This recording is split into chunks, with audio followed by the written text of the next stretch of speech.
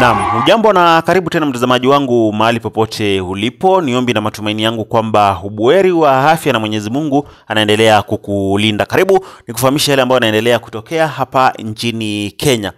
Mtazamaji, baada ya Rais William Samoei Arap Ruto kutishia judiciary hapa nchini Kenya, tumeona viongozi mbalimbali ambao wamejitokeza na kumkashifu na kumzungumza kuhusu William Samoei Ruto au kuonesha kutoheshimu judiciary hapa nchini Kenya. Na hata pia tumeona Martha Koome amejitokeza, ambaye ni Chief Justice, na akaweza kuzungumza maneno mengi kuhusu William Samoei Ruto, na akasema kwamba wataendelea kufanya kazi bila uoga wowote, ama akawaomba majaji wote hapa nchini Kenya waendelee kufanya kazi bila uoga wowote, lakini pia akawaambia kwamba mtu yote asijaribu kuwatisha, wafanye kazi yao vile ambavyo waliapa kufanyia Wakenya kazi, bila kutishwa na mtu yoyote, bila kupokea hongo na bila kujali chochote. Wafanye kazi yao vile inastahili bila kutishwa na bila uoga wowote. Tumeona mtazamaji wangu viongozi mbalimbali wamejitokeza na kuzungumzia kuhusu William Samoei Ruto, maneno yake ambayo aliyazungumza juzi, akizungumza kusema kwamba mahakama inataka ni kama kuna watu ambao wanasponsor kesi huko mahakamani ili kuhakikisha kwamba project zake zisiendelea, ili kuhakikisha kwamba wamesabotage government yake ya Kenya Kwanza. Mambo mengi ambayo alikuwa ameahidi wa Kenya yameacha kufanyika kwa sababu ni kama kuna watu ambao wanasponsor cases pale mahakamani. Wala mtazamaji wangu, tumeona viongozi wengi sana ambao wamezungumzia hili, wengi wakimuunga mkono William Ruto. Kama Mutai Ngwinyi, nimeona mtazamaji wangu amemuunga William Ruto mkono na akasema kwamba kweli ni mahakama ama William Samoei Ruto anafaa kuendelea kufanya vile anataka kufanya bila kuzuiwa na mahakama. Naona mtazamaji wangu. So Mutai Ngwinyi anasema kwamba kama sio Kenya kutoheshimu mahakama 1990 hakungekuwa na mpasha ingetokea, na kwa hivyo William Samoei Ruto anafaa kuendelea na kutoheshimu mahakama. Huyo ni Mutai Ngwinyi ambaye amezungumza hivyo, lakini tumeona watu wengi sana ambao wameweza kuzungumza kutokana na hiki, lakini pia LSK wamezungumza na kusema kwamba kuanzia next week maandamano yatafanyika hapa nchini Kenya ili kuhakikisha kwamba wamefanya maandamano juu ya maneno yake William Samoei Arap Ruto, ambayo alisema kwamba ambayo alionyesha ni kama sasa ataanza kutoheshimu mahakama. Unaona mtazamaji wangu, kuna hii video nataka nikuchezee mtazamaji wangu, video ambayo inaonesha vile LSK wanasema kuhusu William Samoei Ruto, lakini pia wale wanasema kwamba kuanzia next week maandamano yatafanyika hapa nchini Kenya kuhakikisha kwamba wamepingana na maneno yake William Samoei Arap Ruto. Kabla sijakuchezea hiyo video kidogo tu mtazamaji wangu, na kuomba kama wewe ni mgeni hapa, chukua sekunde yako moja ama mbili ujiunge na familia ya Jitan Daily Politics kwa kuweza kusubscribe na kutana na notification bell ili tukiachia video kama hii huo kwanza kuweza kuipokea. Kwa returning subscribers ama kwa wale ambao tayari wamesha subscribe, kwanza nawashukuru kwa kuendelea kusupport hii channel, lakini pia nakuomba uchukue sekunde yako moja tu uweze kulike hii video pamoja na kuishare kwa watu wengi, ndio Wakenya waone vile William Samoei Ruto sasa hivi amekuwa anaanza kuonesha true colors, yeye ni nani mtazamaji wangu. Unaona, bila kupoteza muda wako mtazamaji wangu, awacha nikuchezee hii video kwanza uweze kuitazama, lakini pia usisahau kutuachia maoni yako chini katika sehemu ya comment section, pamoja na kutuambia mahali ambapo unatutazama ukiwa, kama uko hapa Kenya ama kama uko nje ya Kenya, utuambie uko nchi gani. Bila kupoteza muda wako, kwanza tazama hii video alafu tuendelee kuzungumza zaidi. Sikiliza. President William Ruto's remarks have rattled players in the justice system who have come out to take him on. The Law Society of Kenya says the president's attack on the judiciary are taking Kenyans towards a dangerous legal cliff that threatens to topple the rule of law. The president, therefore, as the foremost custodian of the rule of law, should refrain from undermining the judiciary and instead utilize legal avenues at his disposal to challenge decisions that he finds aggrieving. Lawyers and advocates' umbrella body lashed out at the president, accusing him of praising the courts when they favor him and condemning the same courts when they rule against his successors. That before an hyena feeds on its cub, it starts accusing them of smelling like goats. And that is what we are saying, that roadside declarations of allegations of corruptions against judges is not something that the head of state should engage in.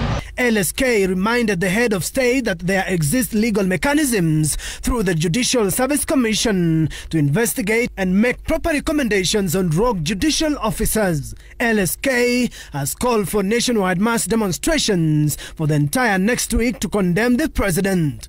The Law Society would be organizing a countrywide peaceful demonstrations where we will read and affirm the oath that each and every one of the advocates of the High Court of Kenya took. We therefore are calling upon all members of the Law Society of Kenya to don purple ribbons throughout the coming week. The Kenya Human Rights Commission has also voiced its displeasure against the president's remarks, observing that they were meant to intimidate the judicial officers and are a recipe for trouble. So really, if a president makes such statements, then probably the judiciary might end up getting intimidated by such statements. But we expect the judiciary to be independent. The International Commission of Jurists termed the president's remarks a sign of a growing bad blood between the executive and the judiciary, accusing the former of sinister intentions. We have to obey judicial orders, and so when the president says that projects will continue regardless, it means that now we are moving outside the constitution into another realm that will bring anarchy.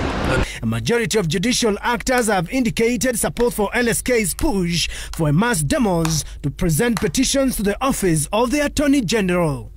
So mtazamaji, vile unasikia LSK ama Law Society of Kenya wanasema kwamba kuanzia next week watafanya maandamano hapa nchini Kenya kuhakikisha kwamba maandamano ambayo itafanyika kila sehemu hapa nchini Kenya kuhakikisha kwamba maneno yake William Samoei Ruto, ama kama William Samoei Ruto hataweza kuyarudisha maneno ambayo aliyasema, na aombe msamaha kwa kuweza kukosea heshima judiciary ama kuweza kukosea heshima mahakama hapa nchini Kenya, na kuonesha kwamba ni kama anataka kudharau ama kutotii uamuzi wa mahakama.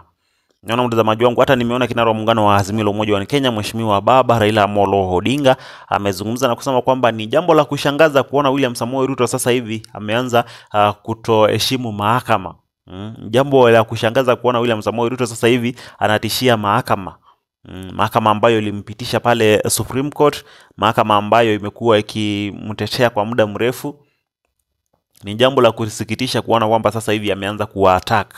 Unaona mtazamaji, huyo ni kinara wa muungano wa Azimio la Umoja wa Kenya Mheshimiwa Baba Raila Amolo Odinga ambaye alikuwa amezungumza hapo jana. Pia Raila Odinga, tukitoka nje ya topic kidogo, alizungumzia kuhusu bunge letu na akasema kwamba bunge la Kenya sasa hivi imekuwa haina kazi yoyote kwa sababu imetekwa nyara kabisa na serikali. Wanapitisha kile ambacho wanataka, kile ambacho Wakenya wanataka hawapitishi. So hata ukileta jambo nzuri pale kwa parliament, as long as serikali haitaki, bila shaka itapingwa kwa sababu serikali iko na watu wengi pale, serikali imewanunua wabunge wengi. Hata baada ya uchaguzi William Samoei Ruto alihakikisha kwamba amenunua wabunge wengi ili kuhakikisha kwamba mambo yake yatakuwa yanapitishwa bila kupingwa.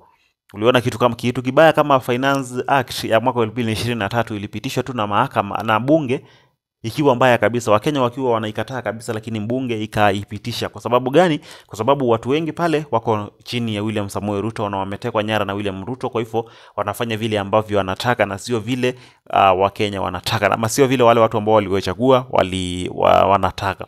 Unaona mtazamaji, hiyo ni maneno yake Raila Amolo Odinga. So tukirudi kwa upande mwingine ambapo William Ruto alikuwa amezungumzia kuhusu mahakama na kusema kwamba sana ilionekana wazi kwamba William Samoei Ruto pamoja na serikali yake, kwa sababu hata tuliangalia mtu kama Ndindi Nyoro juzi alikuwa amemwataka Uhuru Kenyatta. So inaonekana kwamba ni kama wanamsema kwamba Uhuru Kenyatta ndiye anasponsor kesi uko mahakamani. Si ni kama wanafanya, si ni kama wanasema, kwa sababu Ndindi Nyoro alikuwa amezungumza wazi na kusema kwamba Uhuru Kenyatta yeye ndio anasponsor cases pale mahakamani ili kuhakikisha kwamba William Ruto ama ili kuhakikisha kwamba amesabotaji serikali ya William Samoei Ruto. Sikilize kidogo. Former president, wacha nikuulize kwa heshima. Wewe umekuwa ukihadaa wa Kenya, unatoa pesa ya maandamano. Katika zile maneno yote ya makoti, you've been sponsoring even the court cases to derail the plan of our president and this government. Rais Uhuru Kenyatta, tafadhali. Wakenya walikupea miaka 10. Ile kitu unafaa ukuwa unafanya ukiamuka asubuhi ni kushukuru wa Kenya. Wacha maneno ya kila siku unapanga maneno ya kufuruga serikali. Because we know clearly you are the one behind all these shenanigans. You are the one who have been funding them. Na pia nikueleze, wewe ukiwa rais, So mtazamaji, you sabotaged the housing project of your own government for selfish reasons. You are developing a city called Northlands in Kiambu County. Na hiyo city yako ndio ilifanya ufuruge mpango ya housing project when you are president, so that uweke your interest and the interest of your businesses ahead of the Kenyan interest. Na pia wewe president mustaafu Uhuru Kenyatta ulitumia kampuni ya China inaitwa CRB. So mtazamaji, unasikia yale maneno ambayo Ndindi Nyoro anazungumza. Anasema kwamba Uhuru Kenyatta ndio anasponsor kesi pale mahakamani. Ndio William Samoei Ruto serikali yake iwe sabotage na mahakama. Maneno ambayo Ndindi Nyoro alizungumza, hiyo ilikuwa siku 3 ambazo zimepita. Hayo maneno William Ruto ndio amezungumza juzi. Vile tu Ndindi Nyoro alikuwa anasema, William Ruto amezungumza juzi. Ni vile tu Ruto hajataja Uhuru, lakini amezungumza tu maneno ambayo Ndindi Nyoro alikuwa anayazungumza. So inaoneshana wazi kwamba hiyo ndio vile wanafikiria na vile wanasema wote. Kama Kenya Kwanza wanasema kwamba Uhuru Kenyatta ndiye anasponsor kesi pale mahakamani ili affordable housing iweze kusimamishwa na mambo kama hayo. Lakini mimi nataka kuambia hawa watu wa Kenya Kwanza kwamba ni wa Kenya ambao hawataki hii mambo ya housing project. Hawataki kabisa. Hakuna, in fact ukianza kufanya tutaweza sema nini, ukianza kufanya poll ama ukifanya kura ya maoni,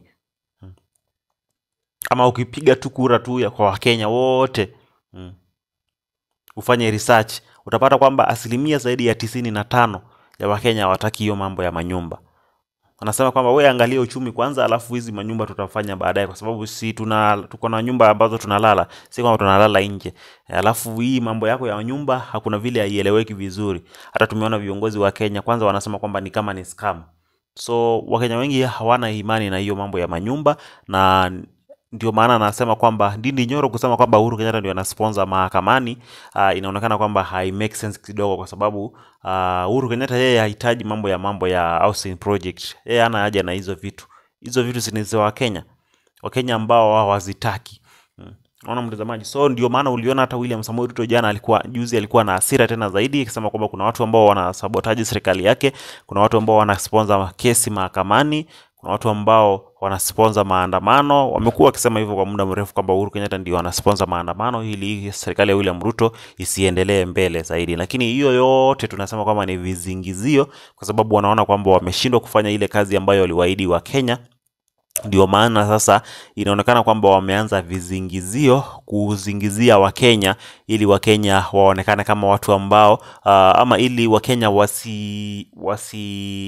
wasiwe na hiyo fikra ya kufikiria kwamba mbona hii serikali ilituambia hivi na bado hawajafanya. So wakianza kulaumu watu tofauti, unapata kwamba Wakenya wanaona kwamba ni kama ni kweli Uhuru Kenyatta ndiye ana sabotage serikali ya William Samoei Ruto. Unaona mtazamaji? Kwa sababu kuna Wakenya ambao wakiambiwa tu jambo moja wanashika hiyo, na hiyo ndio wanaenda na hiyo kabisa, na watakuwa wanaamini kwamba Uhuru Kenyatta ndio ana sabotage serikali ya William Ruto. Kumbe William Ruto alitafuta tu hiyo njia ili kuhakikisha kwamba amejinufaisha yeye mwenyewe. Anyway, mimi nataka kusikia maoni yako hapo chini katika sehemu ya comment section. Hapo ndio nataka kusikia maoni yako hapo chini.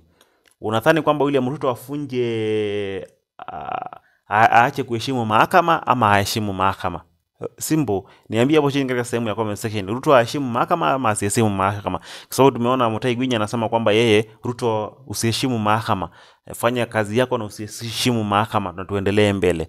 Wewe unasema nini mtazamaji wangu? Hebu niachie maoni yako hapo chini katika sehemu ya comment section. Lakini pia ninakuomba, kama wewe ni mgeni hapa ama kama ni mara yako ya kwanza kututazama, chukua sekunde yako moja tu ama mbili ujiunge na familia Jitan Daily Politics kwa kuweza kusubscribe na kutana notification bell ili tukiachia video kama hii uwe kwanza kuweza kuipokea. Kwa returning subscribers ama kwa wale ambao tayari wamesha subscribe, kwanza nawashukuru kwa kuendelea kusupport hii channel. Lakini pia nakuomba uchukue sekunde yako moja ama mbili uweze kulike hii video pamoja na kuweza kushare ili iwafikie watu wengi, waone vile mambo yanachemka hapa nchini Kenya sasa hivi. Lakini pia usisahau kutuachia maoni yako hapo chini katika sehemu ya comment section. Ukituachia maoni yako unaweza kutuambia unatazama kutoka kaunti gani kama uko hapa Kenya, na kama uko nje ya Kenya unaweza kutuambia unatazama kutoka nchi gani. Mimi najulikana kama Jitan Daily Politics. Kwa sasa bye bye. Usiende mbali kwa sababu unarejea na mengi zaidi.